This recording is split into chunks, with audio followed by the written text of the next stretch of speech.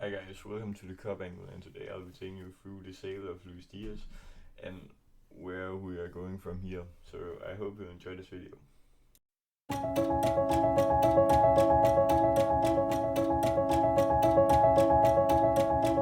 So yeah, let's get right into it. Obviously, we are getting 75 million euros for him, and I actually think that's a quite good deal. We've doubled our value on him. We bought him for like 35 or 37 million back in that January window. Um, and he obviously had a very great season last year, but now we need the funds everywhere, and obviously we have Gakpo and stuff, and we didn't demand Diaz the wages he wanted, sadly. But he was very good in the last season for us, where he flexed as a nine also, and also played as a left wing, obviously. Um, Now we obviously can go for Isak. I think the contact has started between Liverpool and Newcastle. It will at least start in the first few days of this week. Um, it is expected by Fabrizio Romano that the contact will begin very soon, and he expects Isak to go to Liverpool. He definitely wants to move, and he isn't on the Newcastle preseason tour, so that's also a huge sign. But although we are getting Isak maybe, then I still think there's a gap in the defense. If either Konate or Van Dijk get injured, then we're screwed on that centre back position. Especially now after selling Quanta as well. That's a depth player we're missing now. Um, Obviously many new players and how we're gonna line up. And obviously we did this power play against Newcastle, which basically 2 weeks or 1.5 weeks ago, um, when we were gonna go for AKTK, we said to Newcastle, if you keep Isak, then we'll take AKTK. And obviously they stated that they wanted to keep him, so we took AKTK. But now Isak is forcing the move out for Newcastle, and we're probably getting him as well after the sale of Diaz, obviously.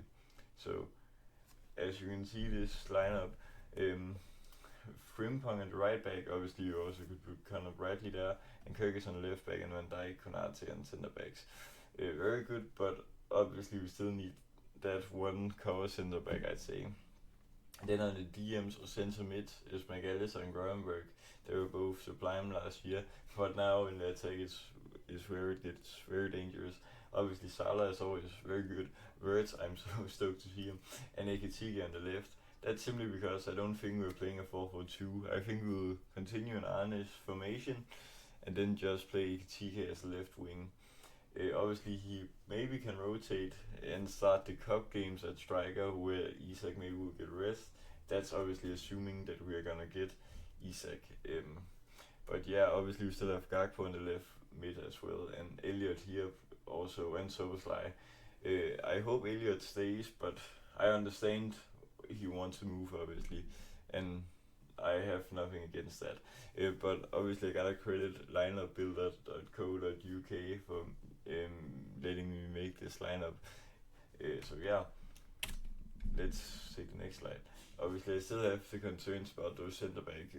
We are still retaining an interest in Guehi, but I think they've stalled a bit the negotiations. But yeah, obviously the rotation in attack is very great, as I also said before. We obviously also still have Nunez, which can play striker, but he'll probably also get sold. So yeah, obviously it's a huge loss, but we're obviously getting great money for him for Diaz. But he was one of my favorite players.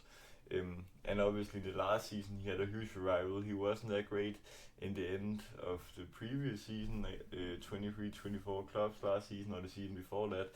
But in this season we won the Prem, he was very great. And but obviously we double our value on him, so it's only fair to cash out now that we also want Isak. Um, the accolades he won, obviously one FA Cup in that quad chasing season, and then 2 League Cups, also one in the quad chasing season, and obviously one in clubs last year. And obviously also won the Prem with us, where he actually was, I think, our second highest top scorer, only behind Salah, and obviously also won Community Shield. But yeah, so I obviously think that we could have won the UCL in that first year he was there, where Courtois simply could have saved the Titanic that night in the 1-0 defeat, sadly. But what I will miss, he was always so explosive in his dribbles. And who remembers that match against City 1-1 at Anfield where he simply just ran with the City defenders and Rodrigo, Stones, and Luis Diaz. He simply owned them that game, but he also missed a one-on-one chance, which probably could have won us the league. At that point, the momentum could have shifted. Um, but yeah, he was a very great servant for us, and I will miss him a lot in next season. Obviously, we are maybe needing a more fluent mid or left wing, because I think Ekitike prefers to play striker. But obviously we have Gakpo, but the rotational thing we need, obviously Rio Ngumua is probably a great talent, but if Gakpo gets injured, then we practically have no backup left wing because Chiesa is also going soon.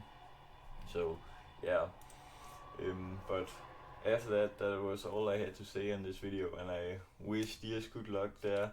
And I'm so stoked to see us in the next season with all these new signings. But till then, peace, and remember to like and subscribe here in the Cup Angle.